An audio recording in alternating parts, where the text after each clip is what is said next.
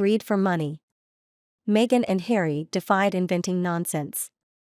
You've had the misfortune of learning as a consequence of the disclosures and spare that Harry had a frostbitten. There are some people who think that didn't happen.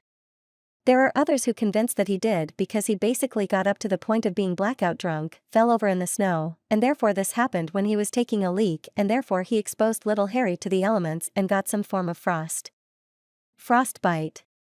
Thereafter, of course, he regaled us with the tale of rubbing the Elizabeth Arden cream into his knob. And this, of course, reminded him of his mother.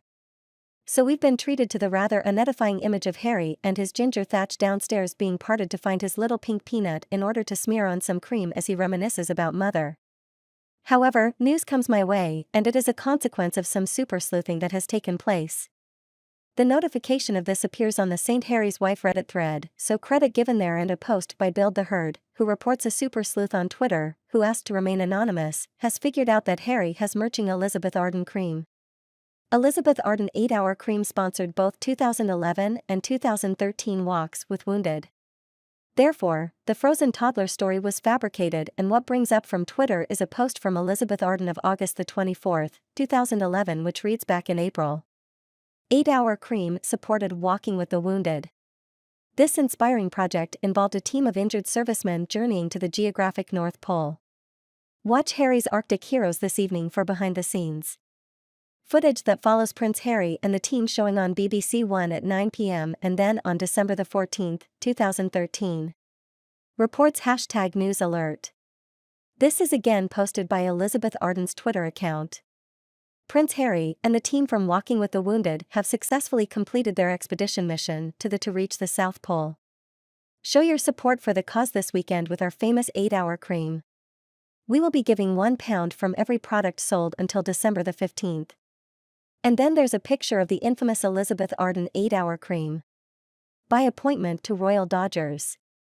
Accordingly, a clear link has been established between Elizabeth Arden and the cream.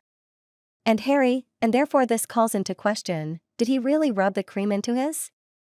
It does seem rather extraordinary that one would do that. And particularly because it's such a ridiculous thing to say. And therefore many people seem to think that actually it's a fabricated story made up quite simply to promote the cream, namely that he's merching the cream because of its support. Back in 2011 and 2013.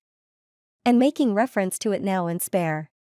To suggest that he was involved in rubbing it into his knob and he thought about his mother.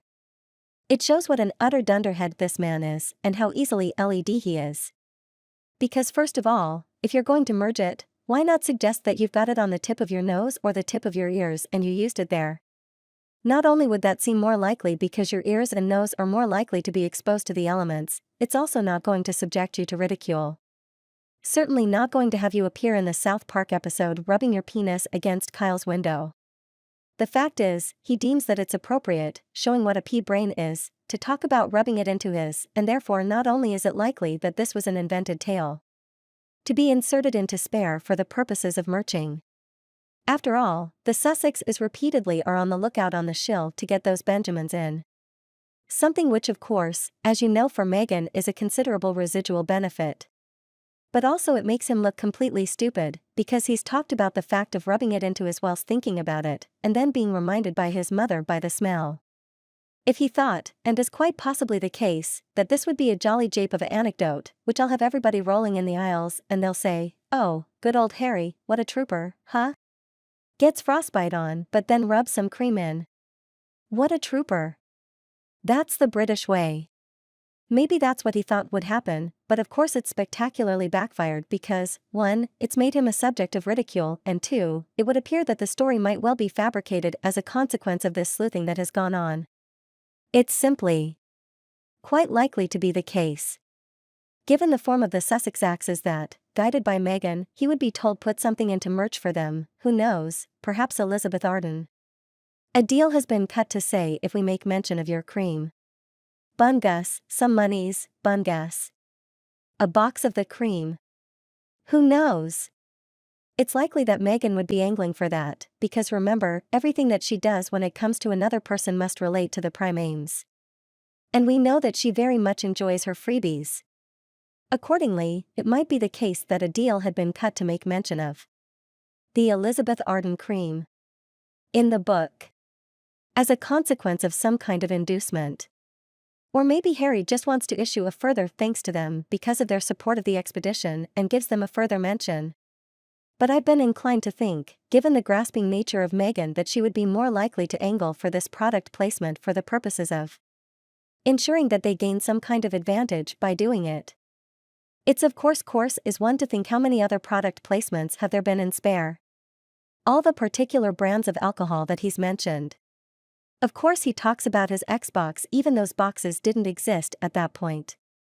Is that another incident of product placement where the incorrect console is mentioned purely because there is some opportunity for merching to be done? Has he gone down the James Bond route, as used to be the case, which was well known in the earlier films for its blatant product placement, which was of course done tongue-in-cheek? But here product placement by the Sussex axes is done because of their grasping nature and need for money.